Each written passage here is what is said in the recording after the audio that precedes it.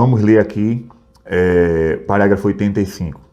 O ofício de interpretar autenticamente a palavra de Deus escrita ou transmitida, ou seja, a Bíblia ou a tradição, foi confiado unicamente ao magistério vivo da Igreja, cuja autoridade é exercida em nome de Jesus Cristo. Isto é, foi confiada aos bispos em comunhão com o sucessor de Pedro, o bispo de Roma, o Papa. Então, assim, quem é que pode interpretar a Sagrada Escritura? Quem é que tem o dever de trazer o pleno sentido, o correto sentido daquele texto, daquela tradição? Somente o magistério da Igreja. É por isso que a Igreja nunca aconselhou, nem vai aconselhar, que cada cristão pegue a Bíblia e saia interpretando de qualquer forma. Você pode rezar com a Bíblia, claro. Você pode ler, ou melhor, você deve ler. Você pode rezar com ela, pode fazer uma reflexão, pode tirar uma lição para a sua vida, mas interpretar o texto somente o magistério. Para quê? Para que não haja contradições. Por que é que existem tantas seitas por aí, cada uma dizendo que é cristã? Porque cada homem, cada mulher abre a Bíblia, se acha iluminado pelo Espírito Santo e começa a interpretar. Então cada um se sente no direito de fundar a sua doutrina, a sua igreja, a sua religião. Quanto a nós católicos, nós perseveramos apenas em uma interpretação, aquela que a Igreja nos oferece por meio dos seus pastores. 86. Todavia, tal magistério não está acima da palavra de Deus, mas a serviço dela, não ensinando senão o que foi transmitido, no sentido de que, por mandato divino e com a assistência do Espírito Santo, piedosamente escuta aquela palavra, santamente aguarda e fielmente a expõe, e deste único depósito da fé, obtém tudo o que nos propõe, para ser acreditado como divinamente revelado. Então assim, sublinha aqui, ó.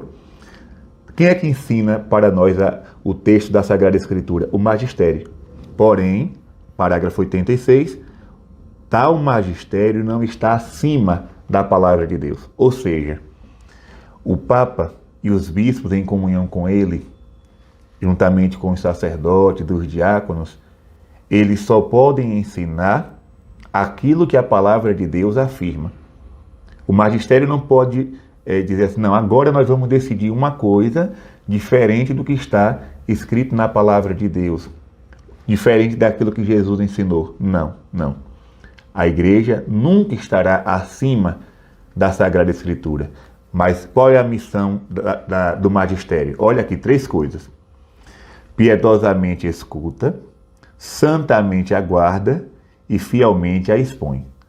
Não é? Piedosa escuta, guarda santa e fiel exposição. Vamos refletir aqui. Escutar piedosamente, ou seja, escutar com fé aquilo que Jesus nos fala através da palavra. Escutar de forma piedosa, de forma dócil.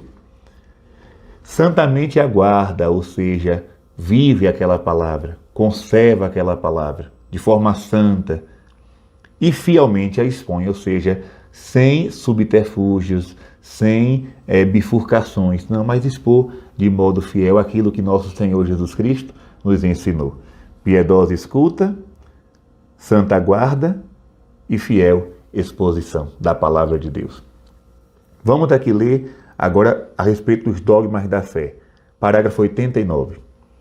Há uma conexão orgânica entre nossa vida espiritual e os dogmas. Os dogmas são luzes no caminho de nossa fé, que o iluminam e tornam seguro. Na verdade, se nossa vida for reta, nossa inteligência e nosso coração estarão abertos para acolher a luz dos dogmas da fé. Quando alguém perguntar para você o que é um dogma, né? Então você vai repetir. O dogma são luzes no caminho da nossa fé, luzeiros, ou seja, quando o nosso caminho está escuro, se acende uma luz, essa luz é o dogma, a verdade de fé é proclamada pela igreja. Iluminam o nosso caminho e o tornam seguro, para que a gente não caminhe a ermo, sem saber para onde vai. Os dogmas da igreja vão nos apontando qual o caminho certo. E o catecismo diz, se nossa vida for reta, ou seja, se nós vivermos de forma santa, a nossa inteligência e o nosso coração estarão abertos para acolher a luz dos dogmas da fé. Ou seja, a gente só compreende os mistérios de Deus se vivermos de forma santa. É a ação do Espírito Santo em nós que nos abre para o conhecimento da fé. Abre o nosso coração, abre a nossa inteligência. Quem não tem vida piedosa, quem não tem vida santa, quem não tem vida de oração, jamais poderá compreender as verdades que a Igreja ensina. Vamos agora entender o que é o senso sobrenatural da fé. Parágrafo 91. Todos os fiéis participam da compreensão e da transmissão da verdade revelada. Receberam a unção do Espírito Santo, que os instrui e os conduz à verdade em sua totalidade. Ou seja, não é somente, quando o catecismo diz assim, que somente o magistério ensina, isso não quer dizer que os demais fiéis, os leigos, não podem ser inspirados pelo Espírito Santo. Agora, como é que eu vou saber que aquele leigo, que aquela leiga está de fato sendo inspirado pelo Divino Espírito, se aquela inspiração estiver de acordo com o ensinamento do magistério? Está dando para entender, gente? Então, o magistério é aquele que ensina, os demais cristãos escutam, mas qualquer batizado pode ser iluminado pelo Espírito se aquela iluminação, aquela luz que a pessoa recebeu, aquela sabedoria que a pessoa recebeu, está de acordo com o ensinamento da Igreja. Todos receberam a unção do Espírito Santo, né? O Espírito Santo vem a nós com o dom da sabedoria e da inteligência. 92. O conjunto dos fiéis não pode enganar-se no ato de fé. Atenção, não pode enganar-se. Ele manifesta esta sua peculiar propriedade mediante o senso sobrenatural da fé de todo o povo, quando, desde os bispos até o último dos fiéis leigos, apresenta consenso universal sobre questões de fé e de costumes. Vou explicar aqui.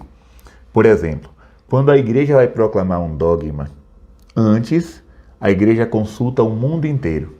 Foi assim na proclamação do dogma da Imaculada Conceição, na proclamação do dogma da Assunção de Maria ao céu. Ou seja, não está escrito na Bíblia, de forma explícita, que Nossa Senhora foi para o céu em corpo e alma. Isso não foi escrito. Isso foi a tradição oral, falada, que nos legou.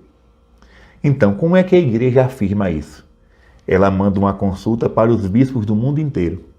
E os bispos perguntam nas suas dioceses: os fiéis acreditam que Nossa Senhora está no céu em corpo e alma? Então, quando há um consenso, quando todo mundo tem aquela mesma compreensão, aquela mesma fé, é o Espírito Santo revelando uma verdade para a igreja. E a igreja vai lá e confirma, bate o carimbo, é um dogma. Né? Não pode haver discussão, não pode haver divisão entre os fiéis. É aquilo que a maioria crê, é aquilo que a maioria tem aquela devoção, aquele respeito, aquela veneração. Então a igreja consulta os bispos do mundo inteiro e aquela verdade, revelada por Deus, claro, está de acordo com a tradição, está de acordo com a Sagrada Escritura.